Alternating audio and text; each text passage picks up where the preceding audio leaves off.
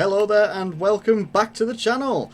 What I'm going to try and do today is I'm going to give you my thoughts and opinions on the new Metal Gear Solid Phantom Pain. I've been waiting for a new Metal Gear Solid for absolutely years, since we got that absolutely terrible game that was Revengeance. That was an absolutely awful game. I do not class that as a Metal Gear Solid game. It was absolutely terrible. It took everything away that you like about a Metal Gear Solid game. Stealth? Nope. Gone out the window. It takes any creativity of doing your missions. Yeah, you kind of maybe have to sneak a little bit past some of the parts of the game. I remember a certain bit where there's loads of those mooing things, geckos, where you have to try and like sneak around them. But as soon as you can, the music kicks off, and boss, you can pretty much get your sword, strap it to your feet, and just go nuts. What's the point? Metal Gear Solid 5. This is first impressions. I've only about 3% of the way through the game, which means I'm about 6 hours into the game, which tells you a little bit about what you need to know. I played the very first hour of this game, and all I could think was, this is absolutely amazing. Then it says Chapter 1, and my mind was blown. I couldn't believe I'd sat there for an hour and a half, give or take, and I'd only just hit Chapter 1. Now, Hideo Kojima, however you say his name, I'm not being disrespectful, I don't know how to say his name properly, but if this is how he's going out, he is going out clearly with an absolute bang, because this is just absolute genius story writing right here for games. Other games need to be looking at this in the future, after this year, something like that, to look at how you write a game, because this is just absolute genius. It's taken away a little bit of the cinematic, the cinematic cutscenes and things like that. You're a bit more involved in that part of the gameplay as well. This game is bringing together all elements of other Metal Gear Solid games and bringing them into a nice, neat package of awesome. You're bringing together things like the cinematic drive that we've got behind Metal Gear Solid 2, and also definitely Metal Gear Solid 4. I know people weren't really a fan of it, but it did tie together a lot of the storyline. I know people would like to be more involved in that storyline as well, but you get that here within that first hour. You get that opportunity to do that, because that first hour of this game is absolutely, it's unbelievable. I've spoken to friends of mine about this game who haven't played it, haven't seen it, haven't even been anywhere near it, and they're just like, oh my god, this is seriously that good? I mean, you play that first hour, that first opening sequence before you get to Chapter 1, and you tell me if that's not one of the best pieces of gaming sequences that you've ever seen or played. You'd really have to struggle. I would need to see something better. I'd need you to show me something that's better than that, because I wouldn't believe it if you just told me. It sets up the entire game, and not just that though. You are a part of that cog. You get drawn into it.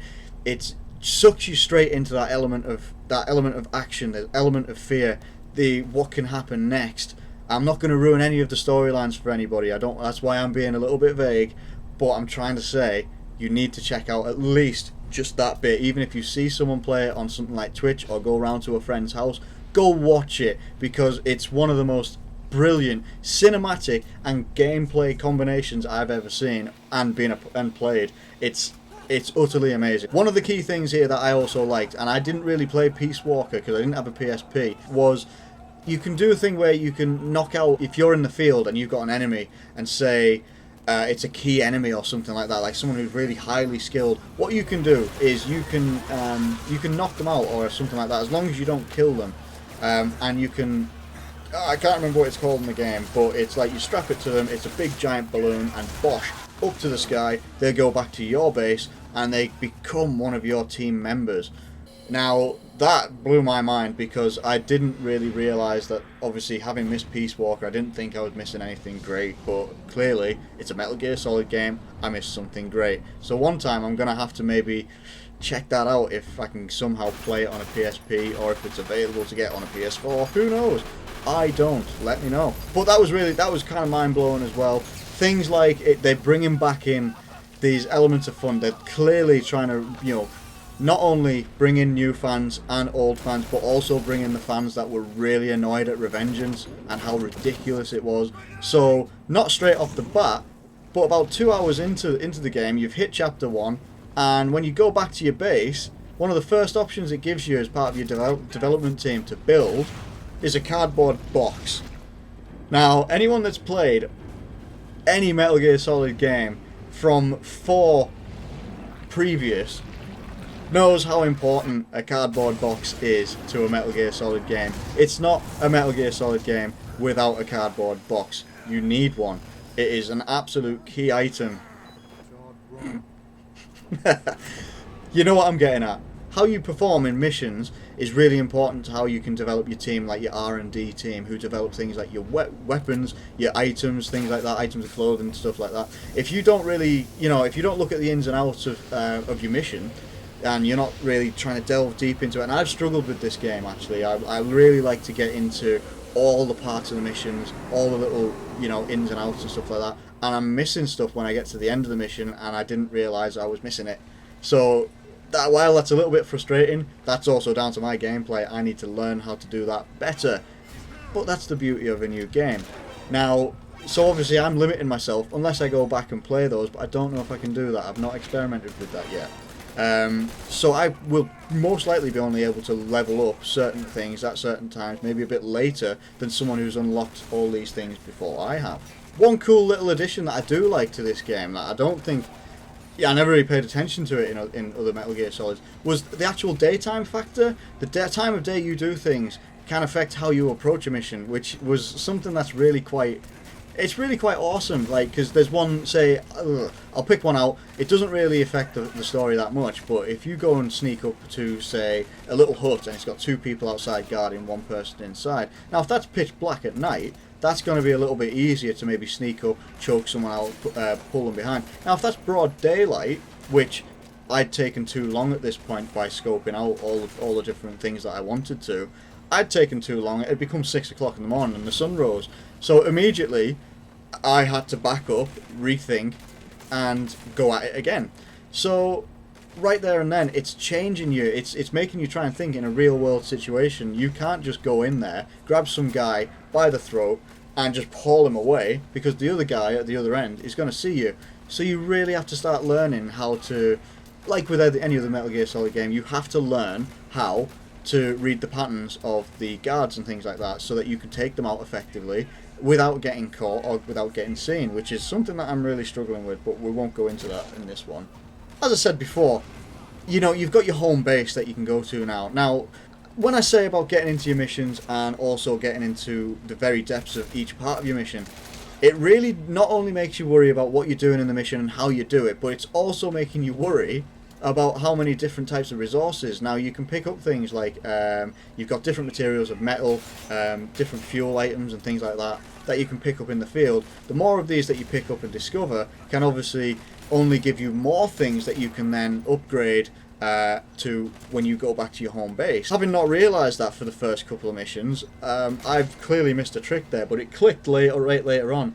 Now, instead of just going, I'm going to go do the main mission, now I have to start thinking, okay, I've got the main mission, say, main mission is up here, but I'm going to hit all these different little places here to see what resources I can get, see what people I could possibly take over and move to my home base as well. So I'm getting skilled workers as well, maybe skilled workers, skilled soldiers. It makes you think about things so much, and I'm still thinking, I can't believe that it's 6 hours into the game for me, and I'm only about maybe 5%. I might be wrong with the 6% before.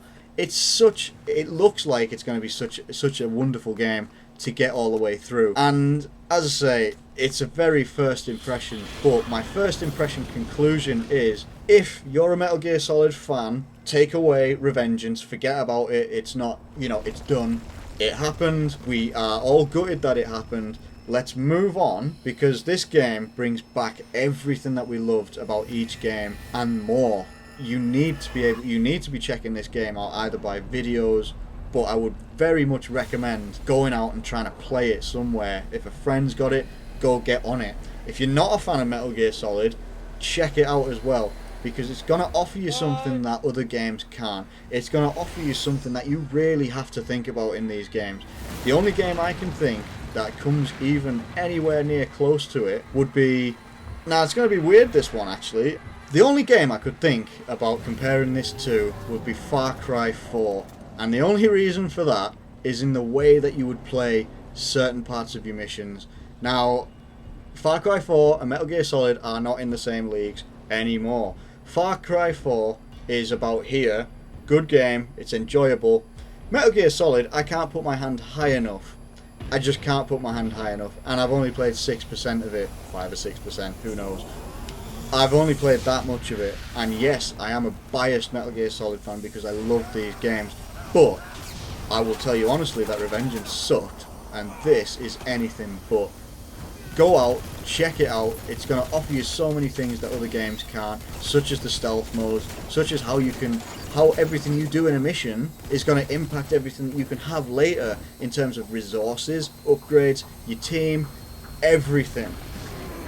Check it out, seriously. Like, I cannot endorse this game enough.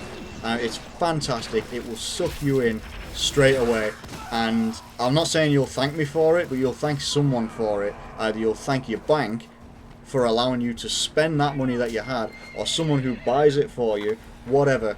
I'm guaranteeing you that you will enjoy at least some part of this game, if not all of it. If you've enjoyed this video, I'm hoping to do a lot more of new games and things like that I really enjoy. They are quite varied. I know you've seen quite a little bit of FIFA that I've been doing on the channel so far, but FIFA's not my main game. FIFA's just a game that I happen to be alright at. I'm not amazing at, but meh. Any game that I get my hands on, so we've got Fallout 4 to look forward to. I've got one that I'm doing for Until Dawn as well, which that's going to be different. There's this game, obviously. I'm hoping that once I get a lot of the way through this game, maybe even finish the game, I will want to be doing a video for that to really evaluate what's been going on. Same with Until Dawn. Same with stuff like Wolfenstein, The Old Blood, and The New Order. I'm also looking at Arkham Knight.